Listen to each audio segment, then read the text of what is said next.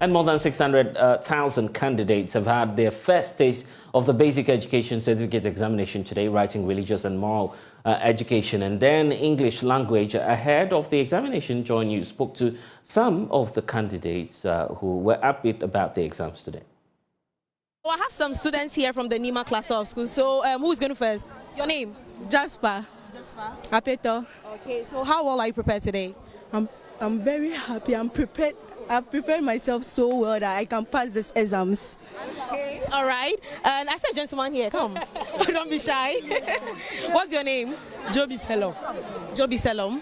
How well are you prepared for today? I'm super prepared for the exams.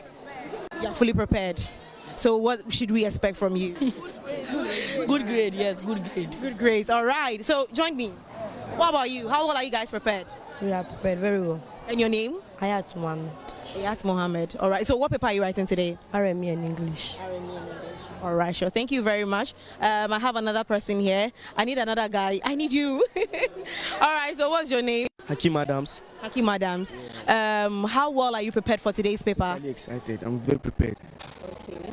All right. As you can see, we are here at the Nima cluster of schools, and the kids are super excited right now, geared up for today's paper. And today they are writing RME, and of course they'll write a second paper later on in the day. So it's just some few minutes to time. The students are getting inside to write their first paper, which is RME. The West African Examination Council, WAEC, says the exams has been generally smooth across the country, except in 3 regions where some persons have been apprehended for trying to unlawfully share the exam papers to others for help.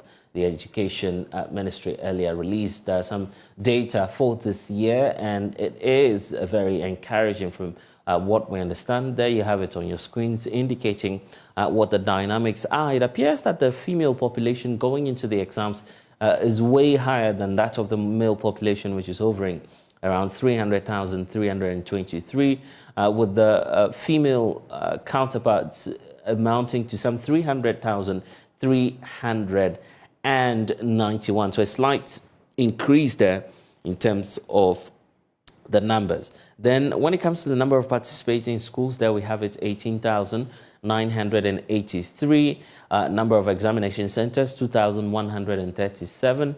And then the number of supervisors we have going into supervised examination is 2,137.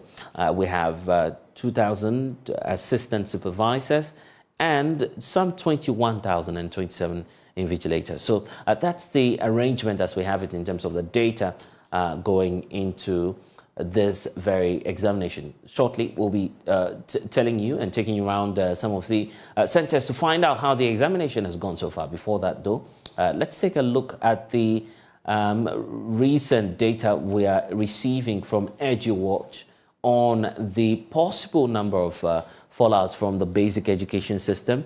They're looking at it from the total number of male and female populations, and you see that trend of an increasing rate right from 2014 all the way to 2023, where we're hovering around 49.99 for the male population.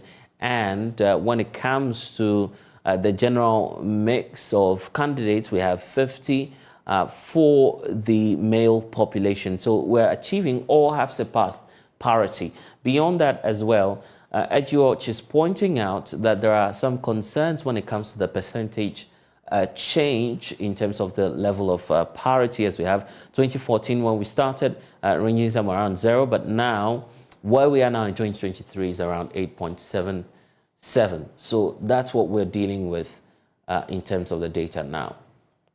So what we have now has got to do with the enrollment versus the junior high school completion, and you see a stark difference there of about 400,000 people unaccounted for, because 600,000 are going in for the examination, for the basic examination, which is starting now, but you have 900,942 persons starting off at the same level. So where did they go? That's the question we're asking here. Divine Pair is an education specialist and also programs evaluator with the Africa Education Watch, is joining us shortly for some study on this. Before that, here's my colleague Jacqueline Yeboah, who's been to some of the centers, and here's what we found out. So the students or the candidates at Kanda cluster of schools just finished with the first paper. So you have some students here who are willing to share their experience with us. Kindly join me here. Can you tell us your name? Please, my name is Jude Apia-Boateng. All right, Jude. How was the first paper? How was it like? Oh, Auntie, please, it was fine. It was fine. Yes, please. Difficult, easy? I won't say difficult. It was just fine. I was able to do it, so yeah, it was fine. Okay, so what aggregate are you expecting to get in this? I won't pose any aggregates yet. I'll just be calm and wait for what I got. Kindly join me here. Okay, so tell us your name. Please, my name is Obed. Obed. Now, Obed, how was the paper? Your first paper? Please, it was a bit difficult, but I would say it is 90% easy because all what my teachers taught me, I saw it on the paper. Okay. And I was able to write it well. All right, so it was just a little bit difficult. All right, so the next person should just join me here. Okay. Oh, yeah, sure. Okay, so how was the paper for you? It is okay. It was okay. It wasn't difficult. Nah. All right, so you're expecting to pass out with flying colors? Yes. All right, we wish you all the best. I want some here. Some should join me here. All right, so how was the first paper? Very good. Very good. Yeah. No issues with it? No issues. Okay, what about you? Oh, very good. But a bit difficult. A bit difficult. What happened? Yeah. It's very tricky unless you If you're not read smart, it. If you're not smart, you can't understand it and write it. So Answer the question. So that I didn't hear you well. so you have to take your time to answer the question. When you rush, you fail. When you rush, you fail. Okay, any other person? How was the paper for you? somehow tricky, but also it's cool. Okay, so how well are you guys preparing for the next paper? Your next paper is in the afternoon. 100%. We're 100% prepared. 100% prepared. Yes. All right, so I wish you all the best. With me here are students from Angel's Daycare Preparatory School inside Nima. And how was the papers? How was the first paper? it was nervous, but going through it, we were able to do it. Like, you managed to write something. Okay. All right. What about you? Actually, I learned, so I was able to write something. Okay. What about you? Any issues? No, first paper. I don't have any issues. Just that it's such a great and nice experience. Yeah. All right. Nervous. You were Very nervous. You were very nervous. Why? Like, it's my first time, so anything. But I'm sure after today you are confident enough. I'm confident enough. I'm cool. Okay. I'm confident enough. All right. And what about you? How was the first experience like? Oh, madam, for me, I was nervous, but I think the second paper will encourage me to do better. Okay. So how well are you preparing for the second paper? Oh, we are all trying our best. We all do well in the second paper. Yes. What about you? How well are you preparing for the next paper? I'm actually ready because after the first paper, I'm not ready. You're not ready. You are not scared about anything. All right. So how was it? Oh, it was good. It was good. No issues. No. Okay. What about you? It was a bit difficult, but we managed it somehow. Okay. Why? Were you not taught or you forgot? Which is We taught, but due to pressure, so we forgot some of them. due to Pressure, like the way we have never written BEC before, so we were like, I don't even know how to say it. But I'm sure the next paper you wouldn't feel like that. Yes. Okay. All right. So join me here too. How was the paper for you? It was normal. It was normal. Any issues? No, please. No issues. Yes. So how well are you prepared for the next paper? What is the next paper? English. How well are you prepared for it? I'm going to learn, so I'll be well prepared for it. Okay. All right. So how are you? I'm fine.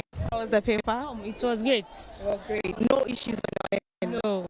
Okay. So how are you prepared for the next paper? Yeah, I'm ready. You are ready? Yeah. Okay. I'm ready. All right, so we're still here at Nima Cluster of Schools, still speaking to the students on their first experience. They will go in soon to write their second paper, which is English language for today. Well, let's get some updates for you from the West Africa Examination Council. Kapi is the head of PR at WAEC. He's joining us now. Thank you, sir, for your time. I believe the second and final paper of the day has also come to an end. What's the assessment for the first day? Good afternoon. Thank you. So far, everything has gone very well. There have been no reported incidents yet. I guess we've had a good day so far. No reports have come from anywhere, so I guess everything's okay.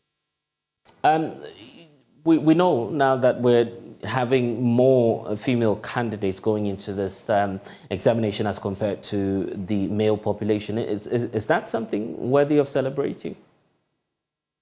Well, I would say so because over the years we've had the males dominating in the educational area. So if there are many more females who are coming up, I think it's a good thing, and it is worth celebrating for us as a society and as a nation.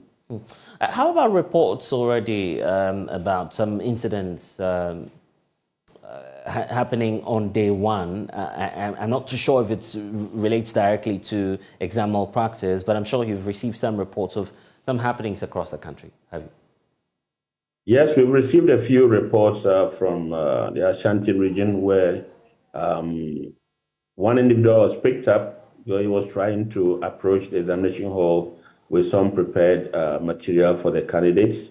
We've also picked somebody up from Tema West, that's Tema Central actually, where the lady had a tablet that had some information that she intended passing on to the candidates. In the Central region, Dunkonofin, to be specific, we've picked up 2 people who were answering the questions in the middle of the paper that they intended sending in to the candidates who were writing the exam here.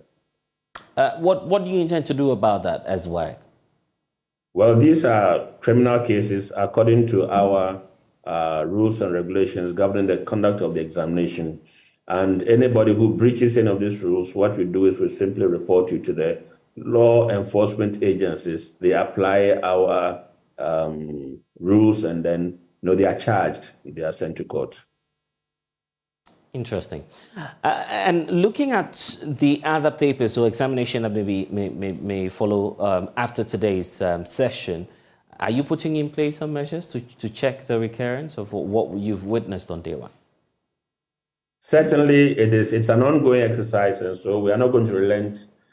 We still have our monitors in the field. We have our own officers who are monitoring the centers. We have the National Investigative Bureau who are working with us. We have also our own locally recruited personnel who are monitoring these centers. And so we'll maintain the momentum, we'll sustain the momentum until the exams are over. I see. And for WAEC itself, are there some reforms that you're considering, having looked at the space and what's been happening over the years? We have a few of the areas that have come up as malpractice-prone areas. So these are places that we are intensifying our monitoring activities. So going forward, maybe from day 2, day 3, you find out that in some areas would have increased the personnel around it to ensure that there's sanity prevailing in those areas as well. Looking at what's happened, are you considering an investigation that may eventually lead to an outright cancellation of some of the papers? Or is that's far-fetched, you would say? Well, depending on the kind of infraction that has been recorded, each of those infractions have its commensurate punishment. And so if it's a case of mobile phones, obviously that will lead to cancellation. If it's about foreign material, but so far the ones that we've picked up are people who are coming from outside, and so these people will be charged to court and some penalties slapped against them. Are there any unique features of this year's examination? The fact that you're having to do that in August? Well, we not necessarily, it's just the month that has changed.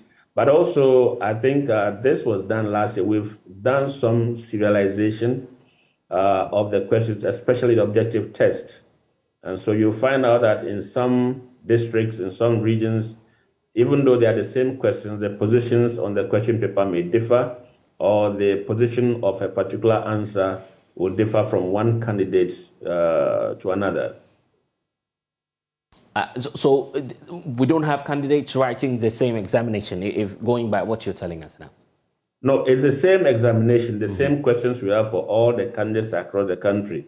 The only thing we've done is to change the positions of the questions on the question paper, or we change the position of the answer. If, for example, for candidate A, the answer to question 1 is B, for candidate B in another region or district, the answer for question 1 could be D. There's a potential danger there as well. The fact that drawing up your marking scheme could create some challenge. And if anything goes wrong, any of the scripts goes to any other region, there may be a challenge there, you agree? We have put in place measures to curtail or to forestall any such eventuality.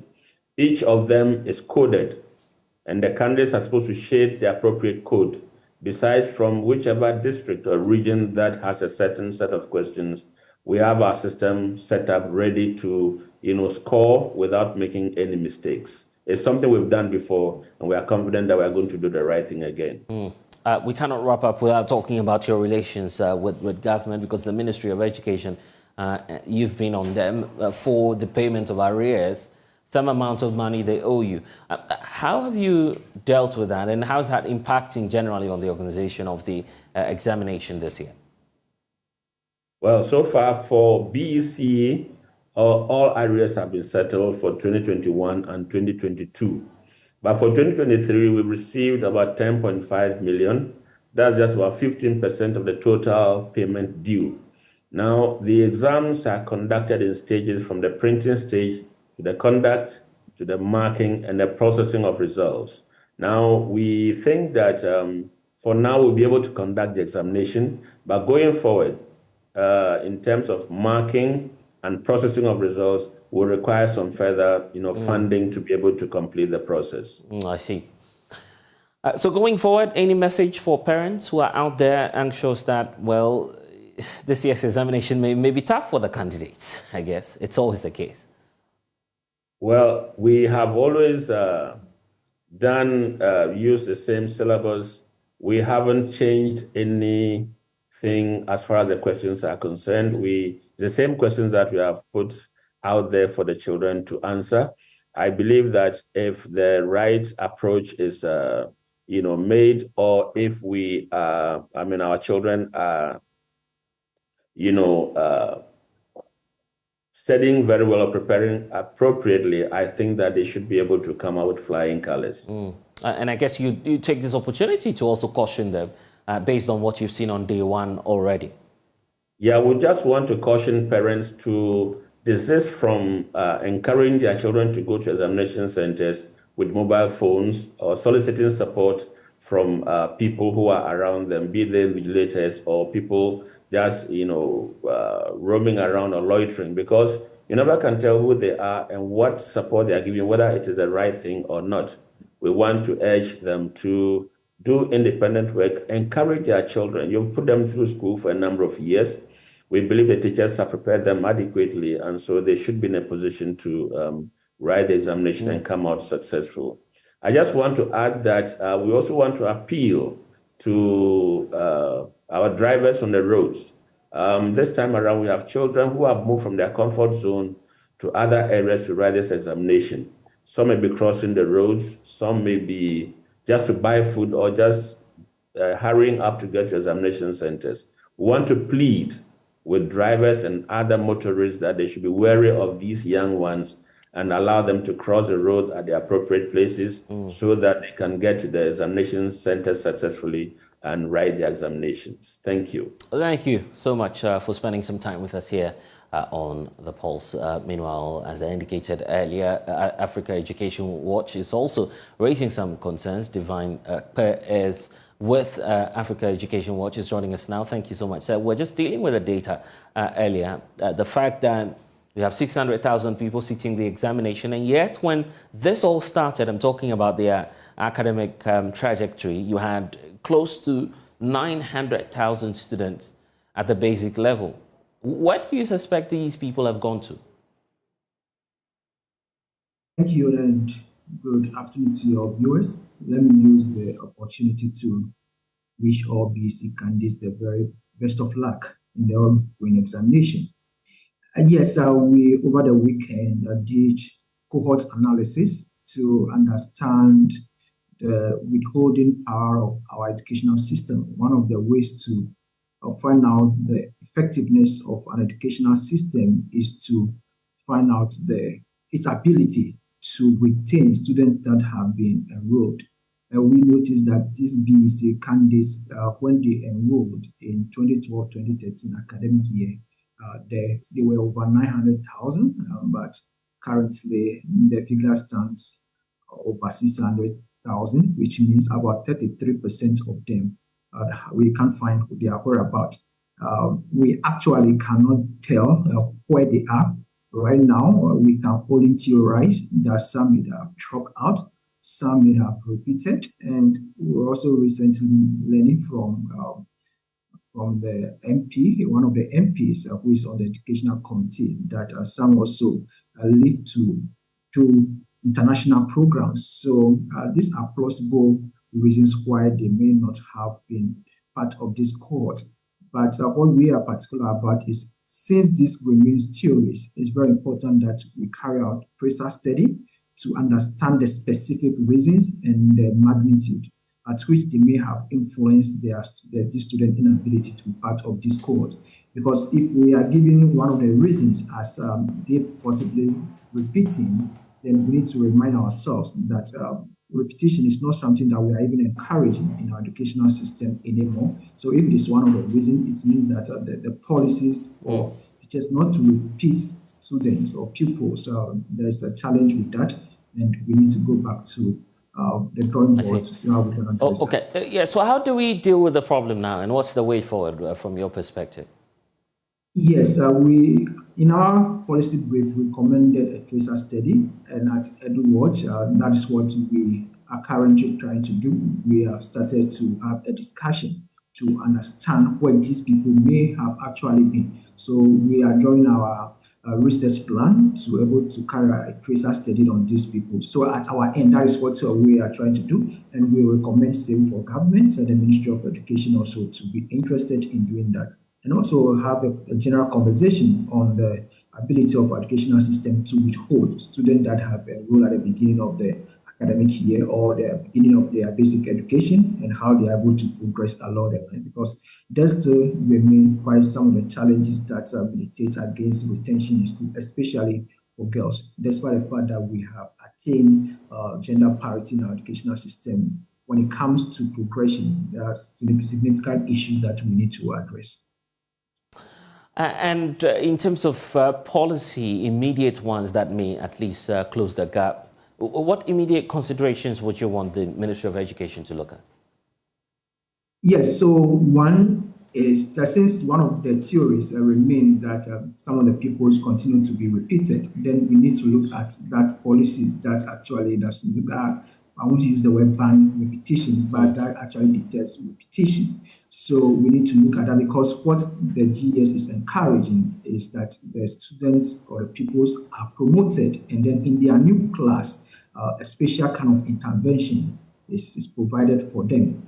We need to understand whether that is happening or the repetition is still ongoing, because repetition actually had its negative effect when it comes to student retention in school. Is this something that is actually happening? So what can immediately be done is for GES to do a test-ray analysis to understand if repetition is something that is happening in our schools.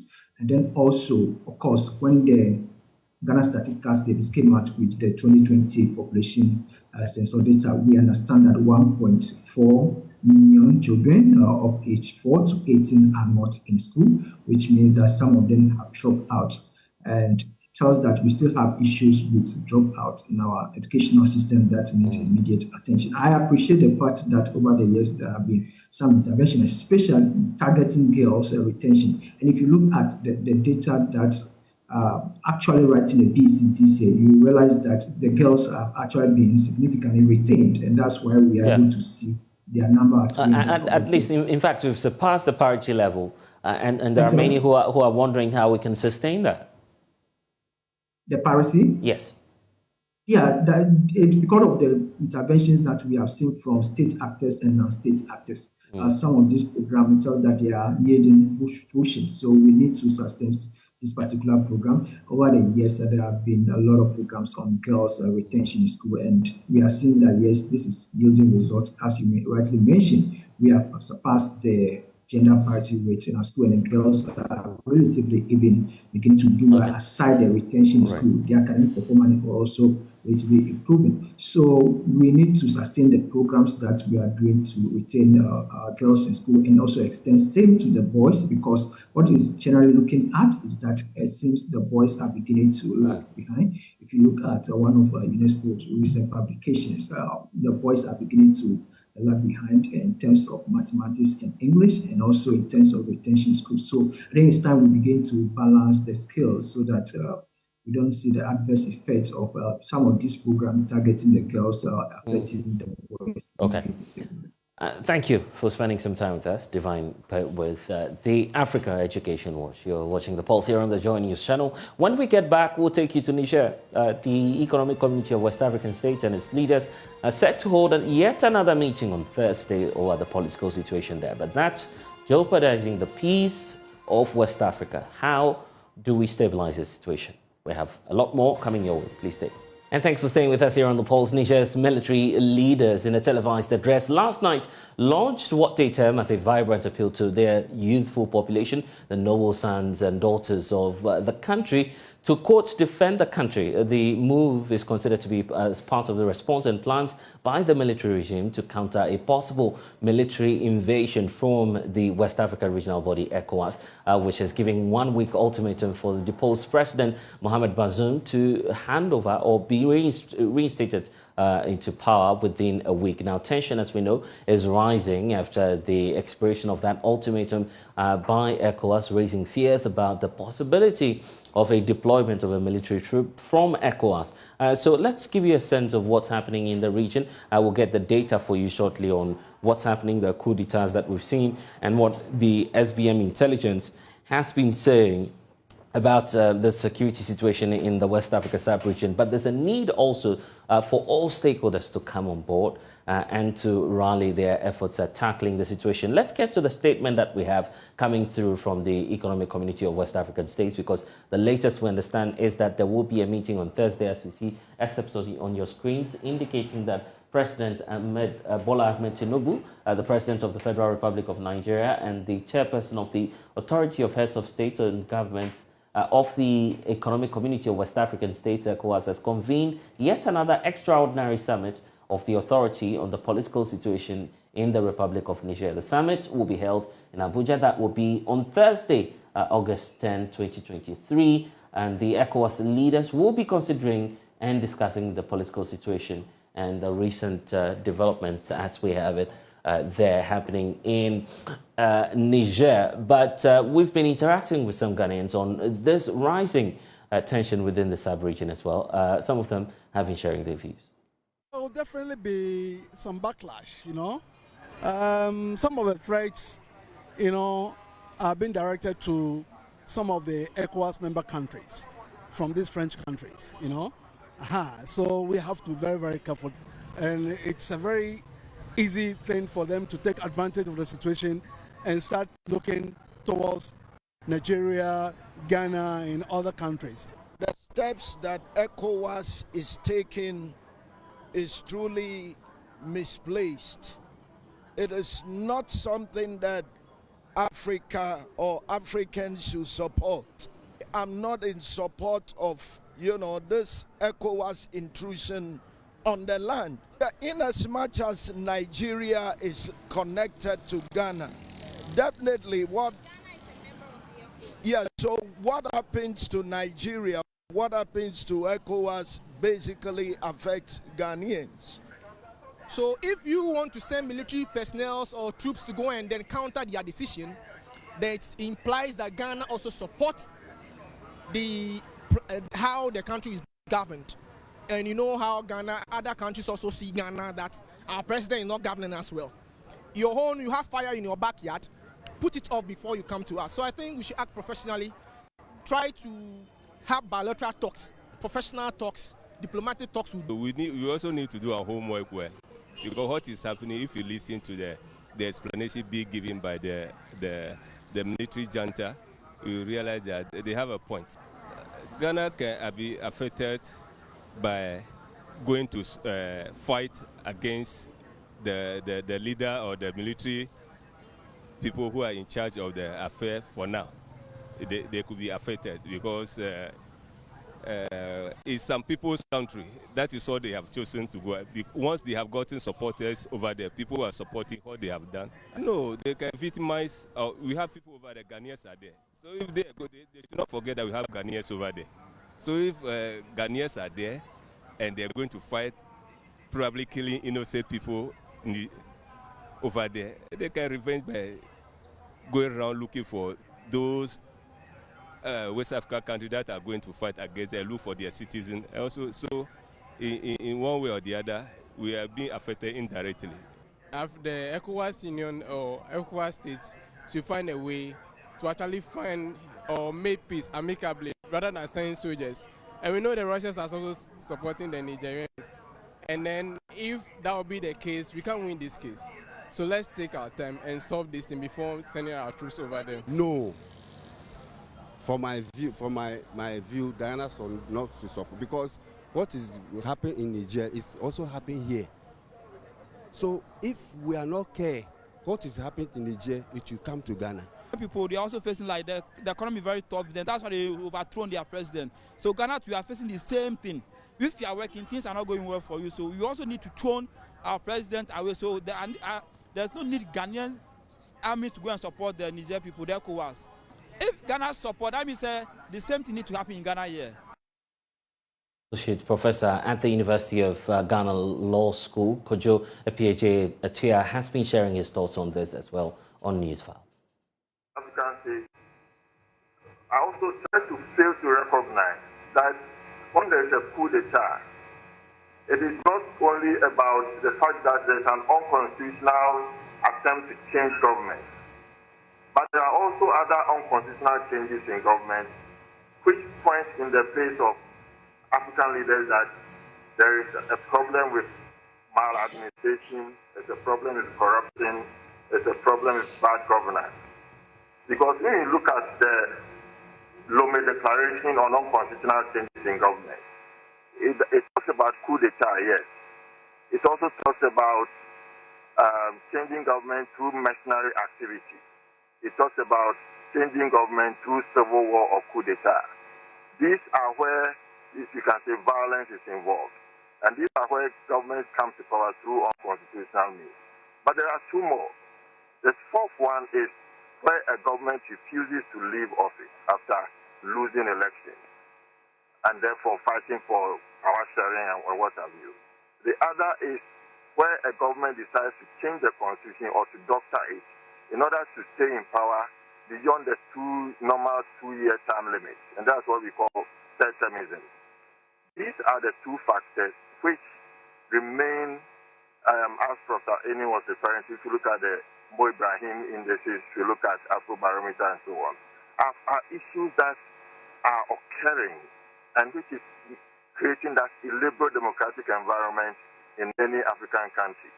We are sliding on the democracy scale, and that is scary because it connects to the Afrobarometer survey, which says that majority of people are willing to accept military takeovers, and this is about 56%. And the majority of these 56% are youth. So if you factor in the general democratic environment the world over, if you look at Europe, you will see far-right parties coming to power in countries that a few years ago nobody would have imagined or envisioned that a far-right party would come to power or be a kingmaker in the politics of those countries. Nationalism and patriotism or populism are also influencing the dynamics in the African context. And so I strongly agree with Professor Eni that the environment is changing in such a way that you cannot guarantee democracy at this moment. And then more coup d'etat may occur. And now in Niger, the West has come to realize that if we say that we are just abandoning Niger. Then we are allowing Wagner to come in and take over. And in fact, it's true, U.S. has pumped a lot of money in terms of security in Niger. And so they want to protect that interest. But rightly so, China is also in Niger. They also have their interest to protect. So the geopolitics is reaping its ugly head very fast, especially in West Africa. And we need to be therefore very careful about how we tackle this issue. It is not to make a rash decision and say that we're going to Niger to overthrow the government and restore democracy. It is easier said than done. But I think African leaders would want to pander to the interests of the West and say that this is what we support this idea. We want to go in there and make a statement. If you look at the whole of changeover landscape in Africa, it is only Sierra Leone through ECOWAS and Comoros some time back that there have been military successful attempts to change government and to return the overthrown government to power through after a coup d'etat. So it is important to look at the dynamics and to adopt a more pragmatic approach that can find a solution to this coup d'etat issue which is coming up. And I can tell you more may come if we don't sit up and realize that unconstitutional change in government is not just about coming to power through unconstitutional means, but trying to stay in power and trying to foment divisional interests and so on in order to maintain power and rely on corrupt governance to stay in power. That is another recipe for more coup d'etat to come. Well, throughout the world, peace has eluded many for various reasons, but there can be peace if there is a conscious effort to achieve this. In studio with us now is Most Reverend Professor Emmanuel Asante for a special conversation on peace, religious diversity, and also harmony in the nation when it comes to nation building, ethnic pluralism, and oneness for our focus in this discussion that we're about to have. Most Reverend, thank you for spending some time with us here on JoyNews. It's been a while. Thank you. And it's good to see you join us. But quite a lot happening in our sub-region, and that is also trickling down to what we're experiencing in our country itself. But let's start off with this whole tension that's on the rise within the West Africa sub-region. What's your personal reflection on what's going on? And what options do you feel our leaders should be taking in resolving this matter? It is very sad with respect to what is going on in our sub-region, especially when it comes to the method we choose to change government. It is as if the assumption is that democracy itself doesn't work for us. And so we must adopt a certain approach in order that we'll be able to achieve our objective. Take the case of Niger that we are discussing. If something is going on and it's not good, then I do not think that you will be able to solve the problem through coup d'etat.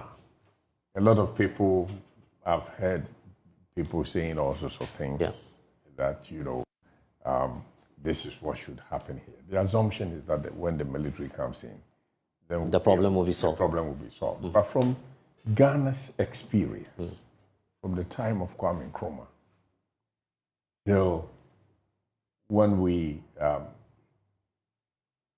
transited from PNDC into democracy. Into democracy. We know that if we will be very, very objective in terms of looking at what happened, military interventions did not help us. That's why we keep talking about Kwame Nkrumah. We keep talking about those times. So I think it is not right for us to use military intervention to change government.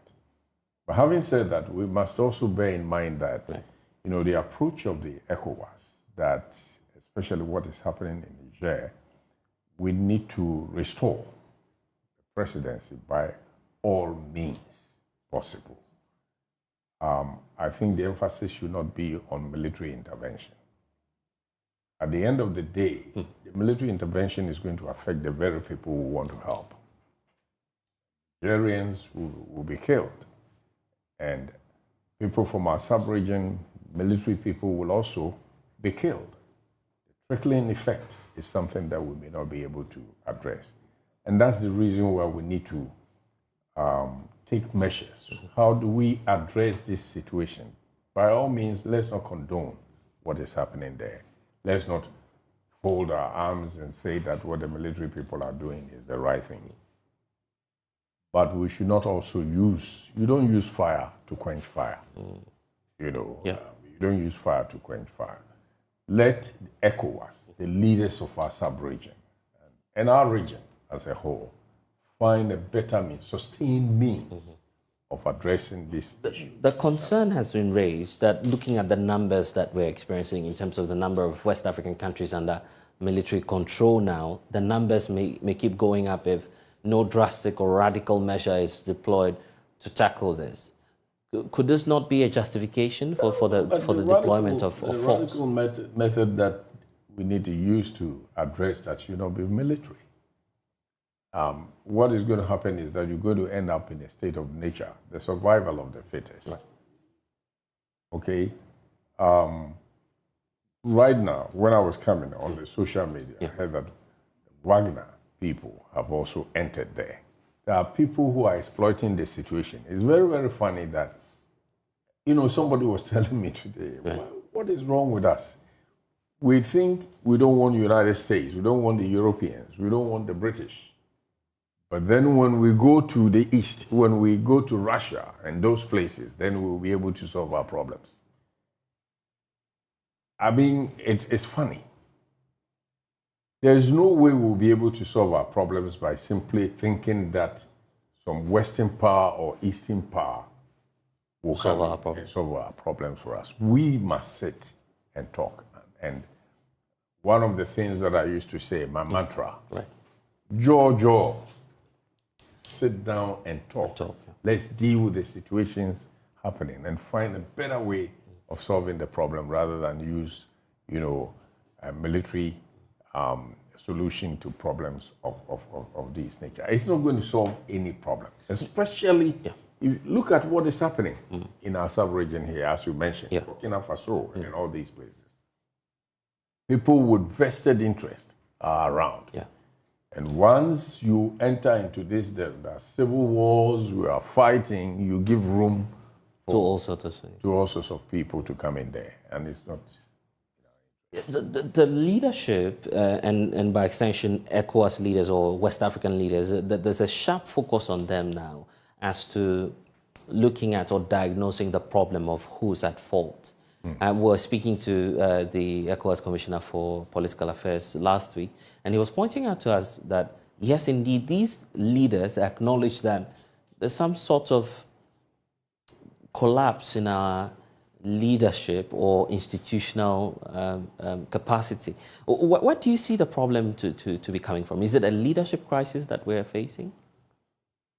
Definitely in our sub-region and in Africa as a whole, you would say that we probably have some kind of leadership crisis. But for me, the issue is not so much the issue of leadership crisis as such.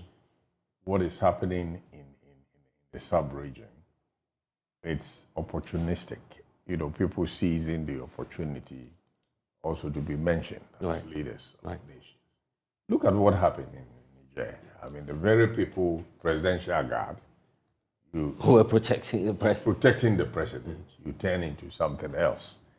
You must justify why you have done that. And usually people will talk about the economy, people will talk about this.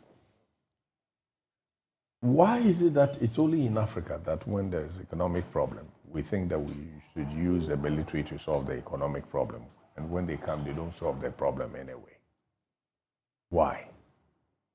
you know, I mean, the economy is not good. And it's not only Africa that is suffering from these economic problems. African leaders must sit down and see what they can do to solve our economic and political problems and all that. The kind of democracy that we are practicing, which is an imported kind of democracy, do we really understand it? Do we understand people in government and people in opposition? Because in our context, if I'm opposed to you, you are my enemy. In their context, an opposition, if I'm opposed to you, you are not an enemy. I'm simply saying that I have a different view, from yours. Yeah. Can we really talk about diversity of views? Mm-hmm. Let us sit, let us put all these things together and see, is there something in there that can, really help us solve the problems that we have. African leaders must sit seriously and talk. And when I say African leaders, I'm not just talking about the heads of states and the presidents or the prime ministers or the chairman or whatever, whoever you're going to call them. There are leaders in different places. There is the need for us to sit. Why is it that Africans are serving international bodies? Mm-hmm. They are excelling. Yeah. But when it comes to Africa alone, there's a problem. There's a problem. I think these are some of the things that African leaders must really sit and begin to find out. Even if we are able to solve this Niger crisis, we still need to, need to sit down for us to really look into this seriously, and especially in that part, especially in the francophone areas. What is happening there? We need to take a look at that. But also of concern to us here at JoyNews is the possible impact on relatively stable democracies such as Ghana. Ghana is a peaceful country. We all accept that. We all work with that. But looking at what's happening around us, the fear is we need to consolidate what we have and the gains we've made over the years. Do you see that happening? Some frantic effort from all stakeholders, political parties, all actors, just to protect what we have? It is in the interest of politicians and it is in the interest of Ghanaian citizens to protect what we have. We have lived in this country, and thanks be to God, I have lived in this country throughout. When Kwame Nkrumah was overthrown, I was in my teens, so I saw what happened. Yeah. The military comes in, and the first thing they say is that the constitution is withdrawn, parliament is dissolved. So the first casualties will be parliamentarians, the politicians. First casualties will be those in government, those who are now campaigning for leadership. And that's the reason why they should be concerned about the peace, the peace of the country. And we need to consolidate what we have. In our politicking, we should not create the situation, the condition for the possibility of, arousing the military to come in. There are people who, because they are not in power, or because they are seeking for power, might wish that the military, that there should be military intervention somewhere. And let me also say to those of us on the streets, military intervention doesn't solve your problem. We have lived in this country from Kwame Nkrumah's time until now.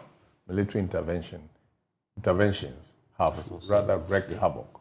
You're going to sleep very, very early. They're going to rule you by decrees. Nobody is going to discuss anything. You cannot question them and all that. We need to maintain what we have, democracy. I would rather want to go for democracy, in difficulty, than to go for military rule in the so-called peace that we have. But I think Africa should also look at the type of democracy that we are operating. Maybe we need benevolent dictatorship. Somehow. That's a controversial one. When it comes up, people are like, can we really ever get someone like that, by the way? Do you believe we can get someone like that? Kigali. Rwanda, you have a strong man there.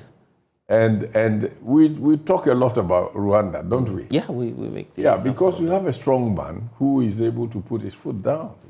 We need leaders who will be able to say that these people should not trade here. We want to move their stuff because it doesn't help the country. And they are not thinking about, being elected or re-elected. Or politically correct. That's right. You see, what happens in our country is that as soon as I come in power, I'm not thinking about what to do now. I'm thinking about how to retain power the next time. So we are always doing politics. We are not governing. The governance system. Govern, do things, and let people damn you next time. Let them tell you that we are not going to vote for you, but do the right thing. If we're to sustain what we've made, the gains we've made over the years, there's also the need for other actors to come on board. You were speaking about the political leadership, but there are so many factors that can, either maintain or jeopardize the peace that we have. And we also need to look in your direction, Most Reverend, clergymen and those who are religious people. Some pronouncements they make, you agree, have the tendency of destabilizing our peace. Definitely. I mean, what kind of pronouncement are we talking about? People will be prophetic and they will be objective in their assessment of things. And it's not going to be like, taking sides. There shouldn't be a problem with that. But I quite agree with you that sometimes, religion can become a factor in terms of the destabilization of peace in a country. But it is not religion that is a factor. It is the people who are practicing the religion themselves. And the people who are practicing the religion are no different from Ghanaians. They are also Ghanaians.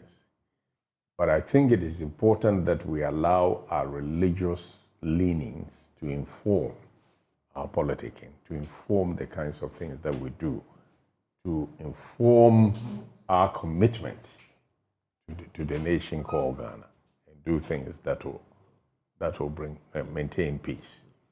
We'll be dealing with the issue of a youth bulge in a few years to come. In fact, it's already here for those who are watching the figures and who are worried about how young people are left with no job opportunities or, employment opportunities either from government or the private sector.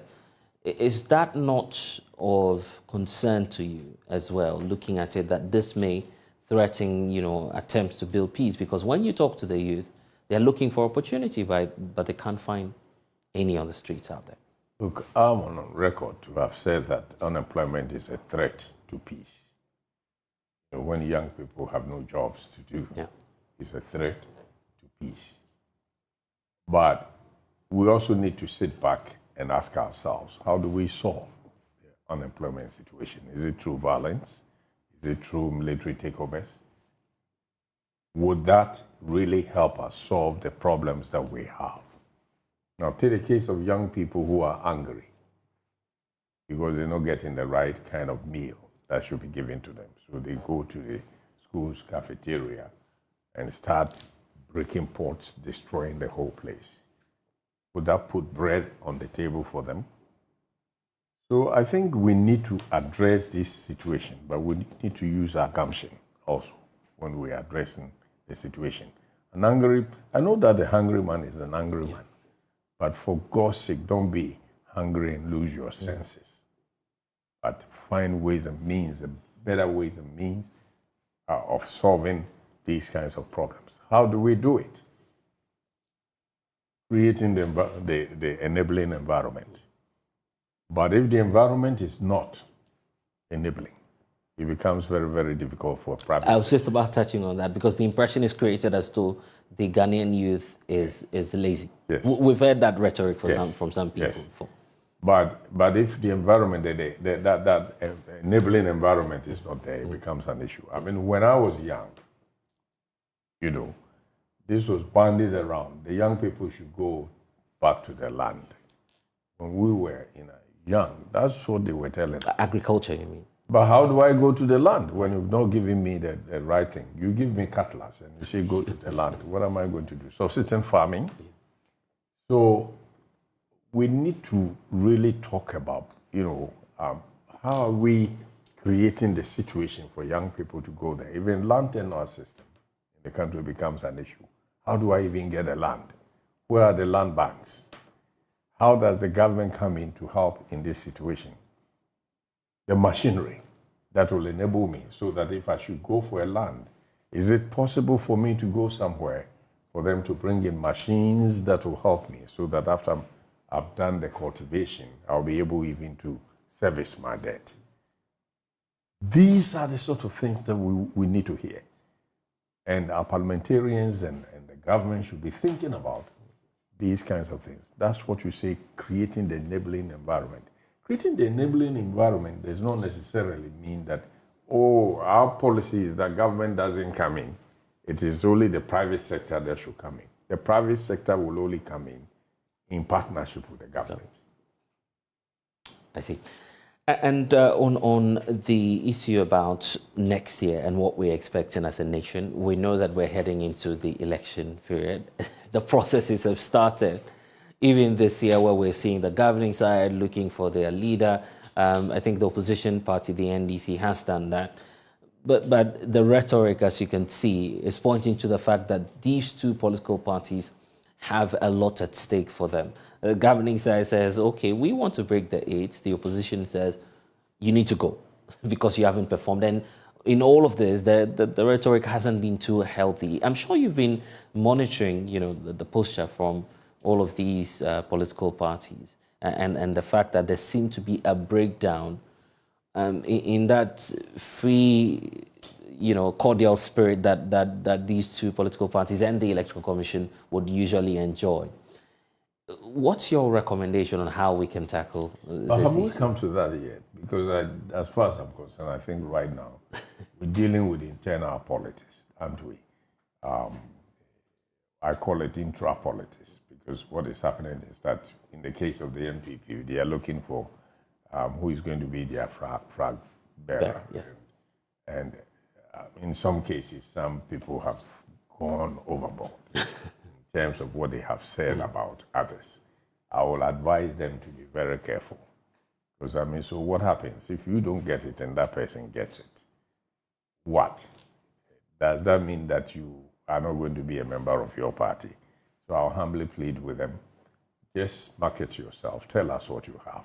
Why should we consider you should be better than simply, throwing tantrums and insulting other people and all that? I don't think they've gone too much to that extent. But sometimes the followers, the people who seem to be following their leaders, market your leader. Let me know why you think your leader is the right person. And if you convince me enough, maybe I'll vote for your leader. If I'm a delegate, all right? But in terms of the two political parties, they should know that they are there for the nation Ghana. Their politics should not throw this nation into conflict situation. They should do all they can. Again, the marketing of ideas comes in here. The NDC believes that they've been in power before. They believe they have been able to do a number of things, and they believe that they still have a lot that they can do. Let them talk about that. Let the MPP do the same thing. Why you think we should allow you to break the 8? All right? Yeah. Because, it's been 8, 8, 8, 8. But it's not written anywhere. The Constitution doesn't say that. So, if you're going to break the 8, convince me. Convince your voters. Market yourself. Tell us why we should retain you. Or let the others also tell us why we should bring them in. It's we are simply sharing ideas. You are selling, I'm selling, I'm marketing, you are marketing.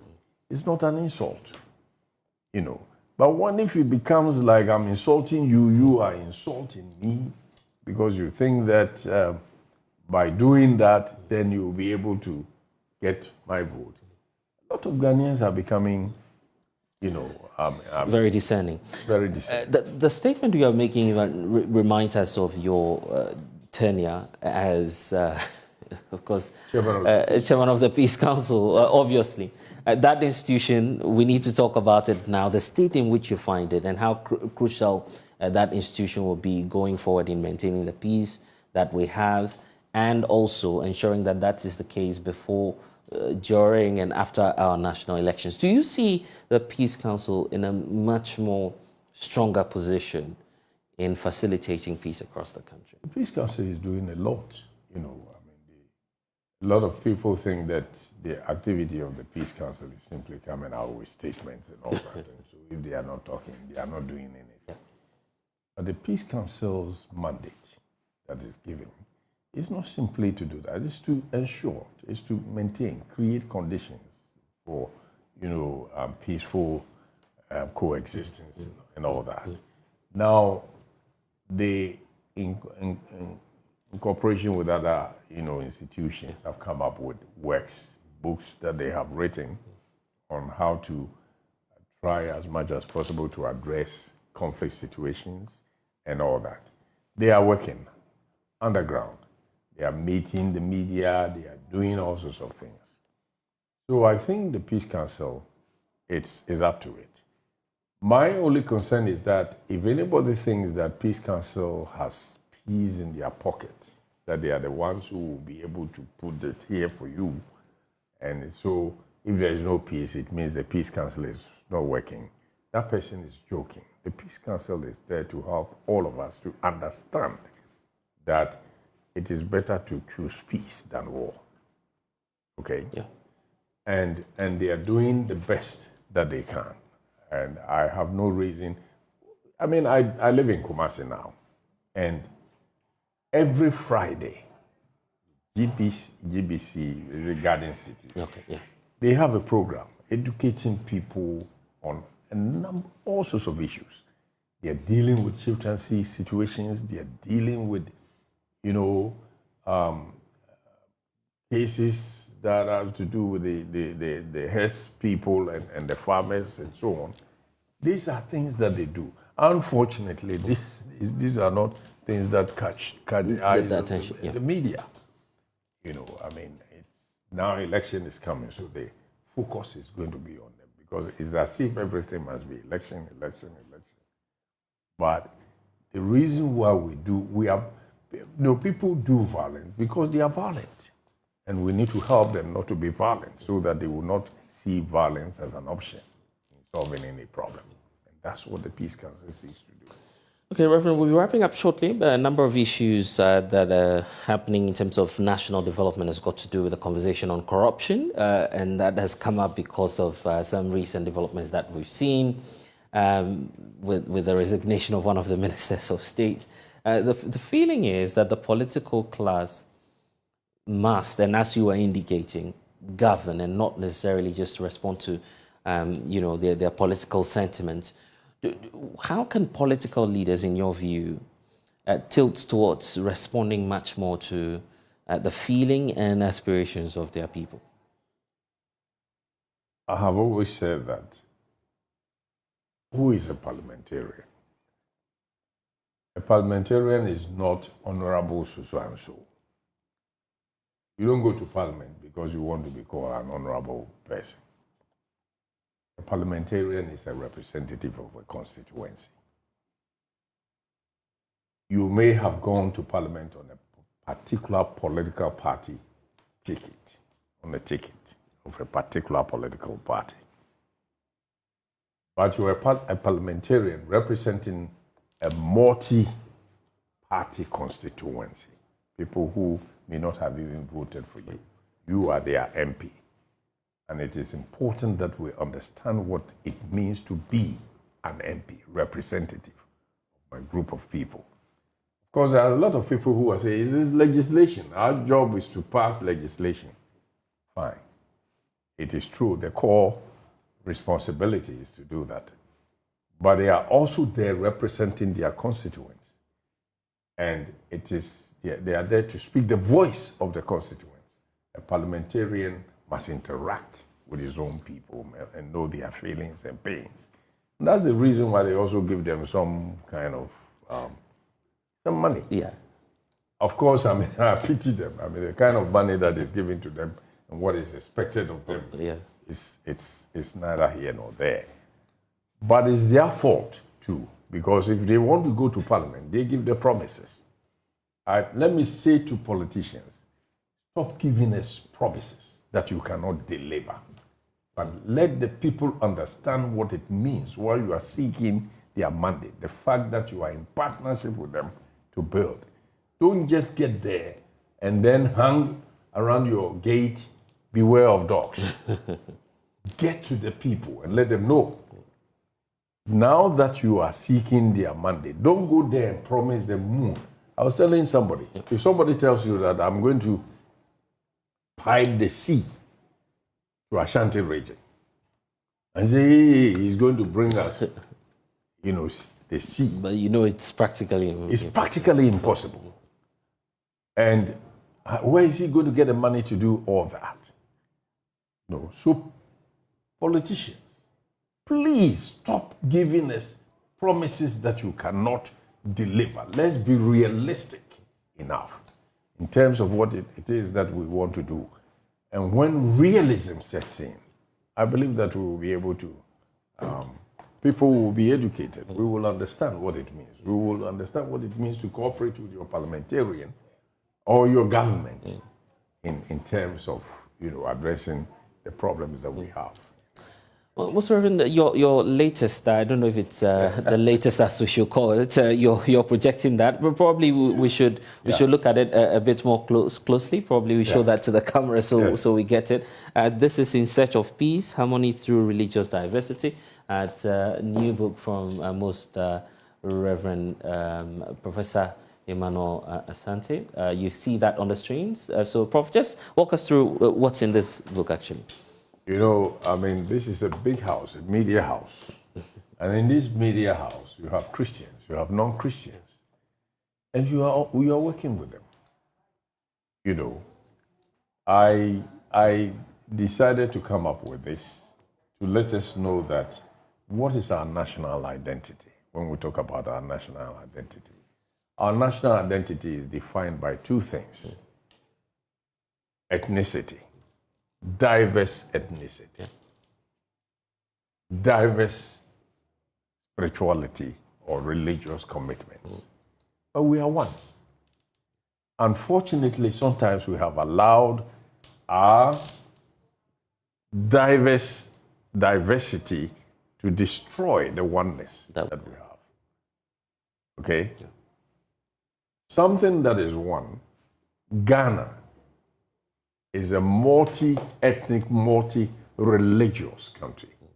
And thanks be to God, we have been able to maintain some kind of peace and relationship. I'm trying to encourage that we do that. And if you look at what I have sought to do, right? I've talked about religion as a resource for peace and social development. I've looked at religion and morality, dimensions of religious expressions. And I have, as a result of that, in order to encourage what I call tolerance, done summaries of the various religions that I know. What do we share in common? What are the things that we do not share in common?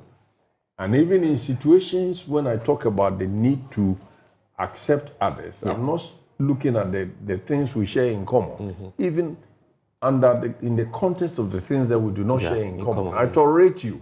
I may not agree with you, but I tolerate you because you have the right to hold that kind of view. All I'm trying to suggest here is that religious, peace and harmony could be obtained through religious diversity. And since you're bringing this up, I'm just wondering if in that book we'll find an answer to why we seem to have that cordiality between Christianity and the Muslim community here in Ghana. Because our situation is quite unique. Something different from what you find across. Let me tell you something that happened. When I was at the Peace Council as chair, General Obasanjo came to this country and he visited us. At that time, the office was nothing to write home about. We were so worried that he was coming to visit us in that place. But he came. And when he came, Christians and non-Christian, Muslims, our brothers from the other side, who were together, and even traditional religions, yes. And we were, discussing issues amicably. And he said to me, Ghanaians, how are you able to do this? And then I told him this. I said, when you go to my house is an ecumenical house. Look, some of my relatives are Muslims. And people are shocked to know that the chief imam, Kumasi, wow, is a relative of mine. Wow. Right? Yeah.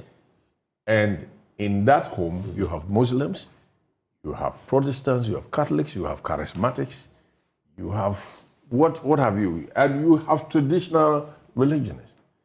But we don't meet there on the basis of our religion. We meet there as people, as human beings, as brothers and sisters. So let's see beyond the tangible. And, beyond the worship, beyond the kinds of things that we do. Allow me to share faith. Don't take me as an enemy. Yeah. Trying to share my faith with you. Take it or leave it. But see me as a brother. These are some of the things that we need to encourage. And we do that in Ghana because our homes are ecumenical homes. And in fact, if you want to find out more, there's a lot in that book that Most Reverend is holding in his hands. How can people get to have a copy of the book? In fact, I'm launching this book on the 13th of August. Okay. It's August. The Ebenezer Methodist Community 20. Just after Abattoir. Right. You come from, from the Abattoir, you come to Presbyterian Church. Yes. There's a Methodist church there. That's where this book is being launched. Right.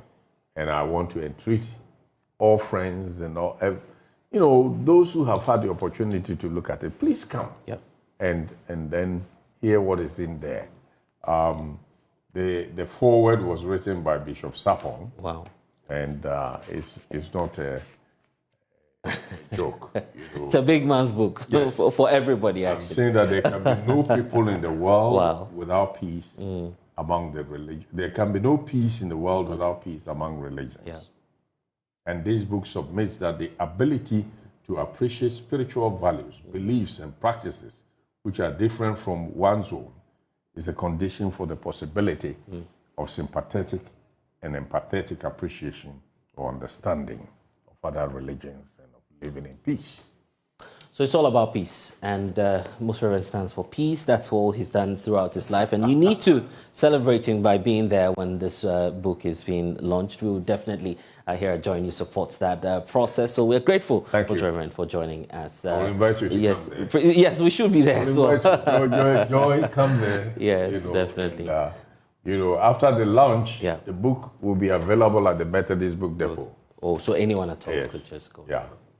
Thank you. Thank you for joining us. Thank you very much. And also, we're looking at the second clinic of the EcoBank JoyNews Habitat Fair, which concludes with some excitement at the West Hills Mall. Vendors are already looking forward to additional 3 fairs in Tema, Takrady, and Kumasi. JoyNews' Carlos Kaloni was there and comes through with this report. Sponsored by EcoBank and Cities and Habitat, vendors participating in the 2023 EcoBank JoyNews Habitat Fair say the second mini clinic ranks among the most successful in terms of attendance. This fair has given us so much exposure because not many people knew of Blue Rose, but due to this fair, we've had a lot of people coming to know Blue Rose Limited, the properties we have available for sale, where our sites are located, and then our contact numbers.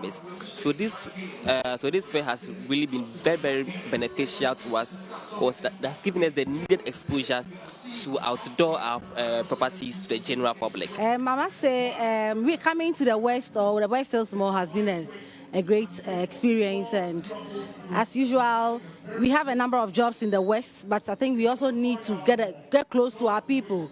Like you rightly asked, we have an office here. We don't have an office, but we have a number of jobs or projects around. So it's good. We also thought we should also get close to our people, get to know what their experiences have been, and then what we look forward to doing for them in the coming days or coming years. So I must say we are impressed. I'm impressed with the participation or with the numbers so far. For them, the exposure the fair offers is unparalleled. I think, well, first of all, we joined Joy FM because we believe them to be an exceptional company in terms of media promotion. And the team that we have met over the last 9 months or so have been very helpful in advising us how best to hit our target markets. So it's not just about exposure, it's about targeted exposure. And we now have a greater sense of how to put our name out there in a way that people will want to buy from us. They understand that we provide high quality and good value for money, and that's why I think multimedia have helped us to promote. Probably all around the country, not just Accra, probably all over the country. Head of Marketing at the Multimedia Group Limited, David Max-Foga, said, based on the success talked at the 2 mini clinics, management of JoyNews have decided to extend the fair to other parts of the country. The good thing is that this year we want to give it a national appeal. And so based on the success of the 2 mini clinics or 2 mini fairs, the Achimota one and this one, we have decided to expand it, and so we'll go and do one in Tema, end of August or first week in September, and then we'll do the second one in Takoradi, and then we'll come back in November for the grand one. So we are changing it this year based on the success of the 2 clinics we've had so far. So, and then we'll give it that national appeal. This year we are going to go to the western region to make sure that we cover the Golden Triangle, Accra, Kumasi, Takoradi. We are going to be in Kumasi in October, and then we'll come back to Accra for the grand one in November. Reacting to these, vendors and patrons believe the decision is in the right direction. It will be interesting. I think this will be our first time in Tema and Takoradi. Tema is developing very fast, so that is the place to be. So we look forward to Tema. I'm really excited to go to Tema. And Takoradi, I can't wait to be in Takoradi. The sea breeze, the environment, Takoradi is the place to be. So see you in Takoradi and Tema. Oh, I think it's very exciting. I mean, for the past few years that we've been here, it's always been centered in Accra, and people traveling all the way from Tema, she said, and you get calls from people from other regions. So we take in the Habitat Fair there, I think is an amazing thing. No, it's actually quite enlightening because we know that Accra is the business hub for the whole of Ghana, yes? That doesn't mean that these up-and-coming cities won't eventually become good marketplaces for business. So you start early, you tap into the market, you create promotion. In a few years, it will benefit everybody who's involved. Max-Foga urged prospective vendors to grab the opportunity.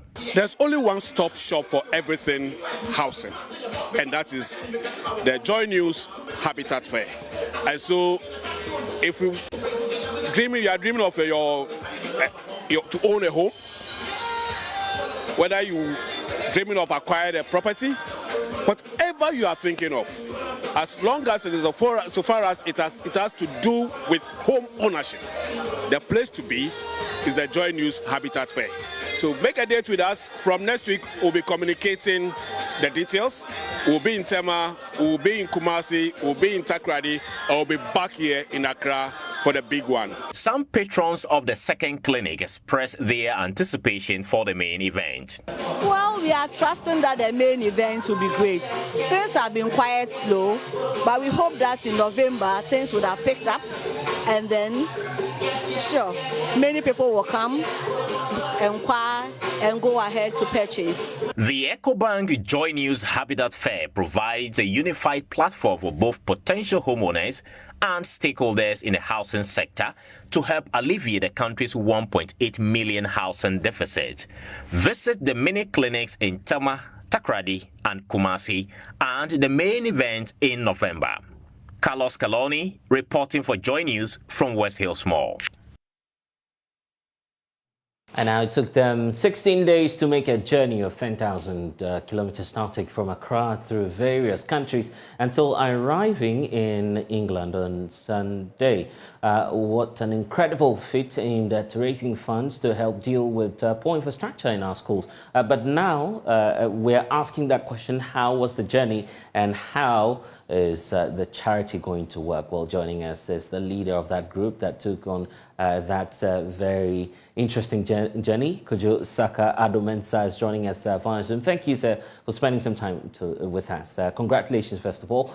First, tell us how the entire trip went for you as a group.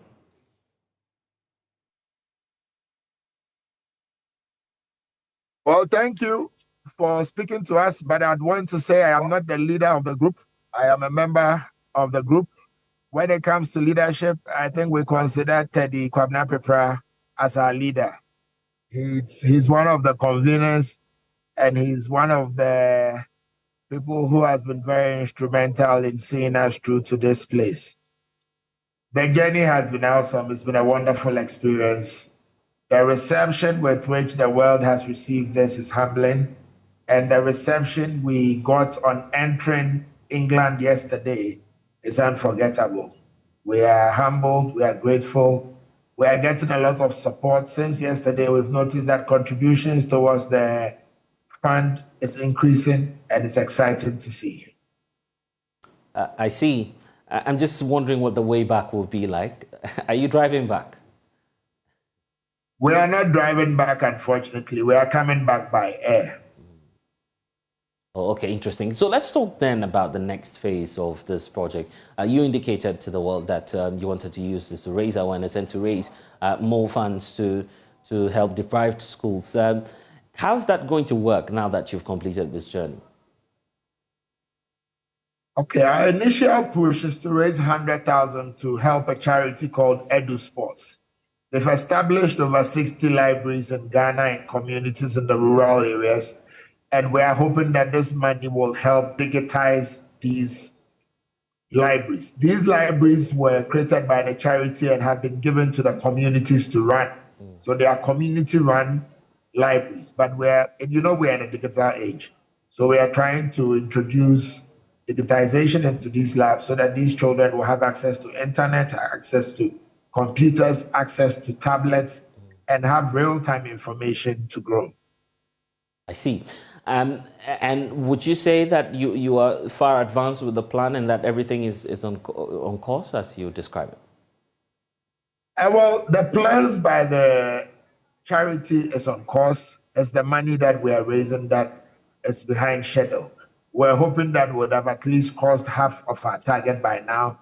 But as of now, we haven't. But we are buoyant and very, very hopeful because on this trip, myself, Kwadwo Saka, and Teddy, and Kwame Pepra, who are into real estate, agreed to put up 20 of our houses at a discounted rate so that while here, we'll try and sell them. And out of that, we have agreed to make a contribution of $40,000 to Edu Sports. It is our ardent hope that will go a long way to help in our bid to raise the 100,000. And there's this big question about the motivation. Where is it coming from? Well, for the motivation, we're a bunch of hardworking young men who love to drive and love to travel. We are known for adventure. We have climbed Afajato. Some of us have climbed the Kilimanjaro. We have driven across West Africa a couple of times. We have circled Ghana on countless occasions. So it's a situation of we are doing something that we love to do, we enjoy doing, and while doing it, we are using it to promote a good cause. I see. It's such a great pleasure to be a hard-working young man. But thank you, Akufo-Addo Mensah, for joining us here on the JoyNews channel. And that's all we have for you in this package. I am Blessed Sogah. Log on to myjoyonline.com. Lots of stories there for you. Next is Let's Talk Showbiz, but that will be after this break. Please stay.